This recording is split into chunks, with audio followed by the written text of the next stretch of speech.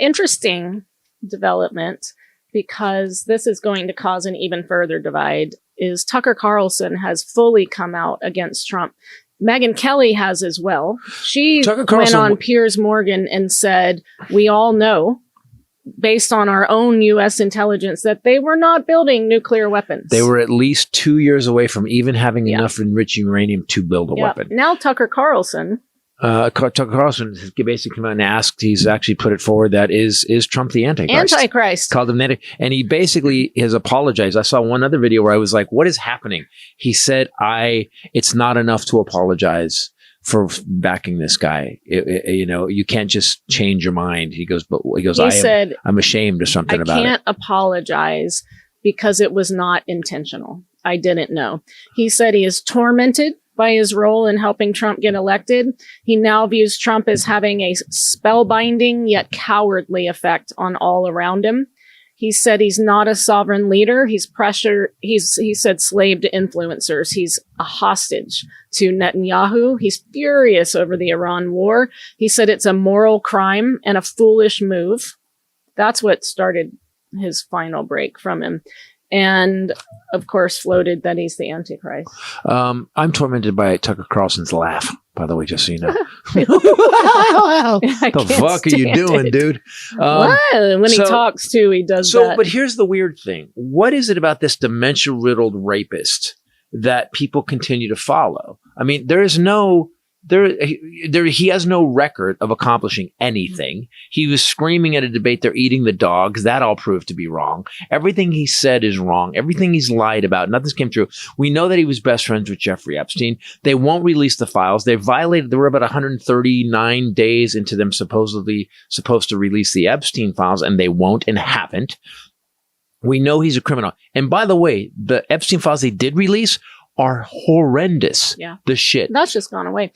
And tell them about the Lego video from Iran. Oh, you guys get the cutest little by the way, Iran terrorism videos. I gotta be honest, Iran is a horrible regime, but whoever's doing their social media,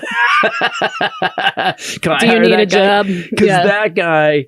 If you go look at the Iranian Lego videos, they are so brutal and so fun to watch. I am not backing Iran at all. I think Iran is horrible, but my God, it's such a weird propaganda move to use Legos to go after. They're bringing up the Epstein files. They showed little Lego Trump with the Epstein files, and it's written on there, except they put L. Ray Epstein because the translator didn't quite LLREY Epstein. Yep. And it shows Trump looking at the files and then like grabbing a bomb. And hits the red button.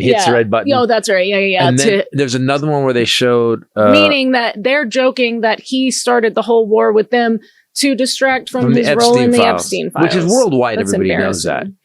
You kept What saying... about King Charles? Oh, man. Charles came down and basically gave a speech in front of Congress that said... we basically he kind of hinted at we need to get rid of this. The fascism's not good. I'm here to remind you. Yeah. That there are checks and balances on the leader. Come on, Congress. Yeah. Hello, Congress. Do something. He basically went, what the fuck? What did he say? What was it? Oh, Jon Stewart. People go to watch this week's episode. This week's episode of Daily Show is probably one of the funniest. Jon Stewart is just such an American hero. So Charles is talking like this and he's doing it and he goes, no, remember, and and it needs to be it was something that started with but he rolled his R's. You have to constituted or whatever was it.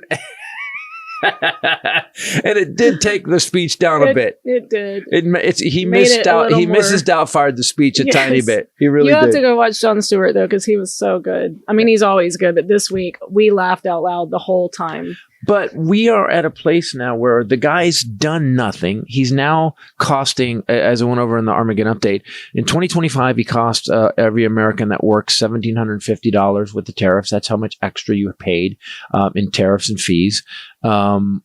This year in 26, it's going to be $2,500. He's actually, gas prices are $1.60 higher than they were just 8 weeks ago. Biden's, if you want to go down the list, I can put the list up, but when Biden left, gas prices were 311 average. Now they're like, I was just looking, it was like Iowa or something. They're 450, 470. That's crazy. Yeah. We're hitting $7 in California. Yeah. You know? And so, did you know that Tucker Carlson and Jon Stewart got in an on-air fight? Oh, years ago, yeah. Oh, yeah. He actually, Jon Stewart came on him and told him to stop. You don't do anything good for society. He said, stop hurting America. Yeah, hurting America. Tucker said, you know what? He said, you know what? I never saw this. This is Bowtie. It's a long time ago. You're more fun on your own show, The Daily Show. And Stewart instantly responded, you know what's interesting though? You're as big a dick on your show as you are on any show. I gotta go watch this. Yeah, it's great. It's a long time ago. It was a long, but I didn't realize they had a long time feud. Yeah, the great thing about Jon Stewart is he's never backed off. I think the best comics. I watched something interesting. So the Netflix is a Joke Festival is going on here in LA, and whatever that is fine. But Galifianakis went on Conan's podcast and said, "I don't understand comics anymore. Your job is to punch up. Your job is to make fun of the king. Your job, that's what the jesters did. We make fun of the king. You don't have him on your podcast and basically put on knee pads for him."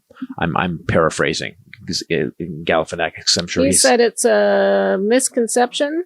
Yep. That comedy shows only target conservatives. He said comedians who podcast with Trump are absolutely not doing their job at all. Carlin said this too. That's. I mean, we know who he's talking about. Yes, directly. We do. Yep. Let's see. When discussing Rogan was in the White House. Podcasters that have had the president on now, they don't do their court jester. They don't do it. They just suck up to him. So the comedians that are podcasters that have had Trump on, they're not doing their job. That's not the job of a comedian. You are to challenge. You are to make uncomfortable. You are not to sit there and fake laugh. That is not the job of the court jester, period. Yep. Somebody yesterday was talking to me about political influence through comedy. And I said, I'm more interested in the comedy first. Well, I think that's the key. Comedy first. What these guys have done, Theo and Joe did, is they jumped on an audience that they knew was dumb enough to make them rich. And that's what they did. You know, you can say what you and I can say what we do, but the one thing I go home every night is I make sure that we didn't help the fascist government that's currently taking over our country. We did not help the authoritarians that are running America. We fought against them. And I'm doing it in my show too, which by the way, I'll be Olsen's Run in Eugene. Yep. And they sold out. So we added a show on Thursday. Yeah, instead of just doing Friday and Saturday, we'll now be there Thursday, Friday, Saturday. So my favorite night of Thursday, Friday, Saturday runs is Thursday night.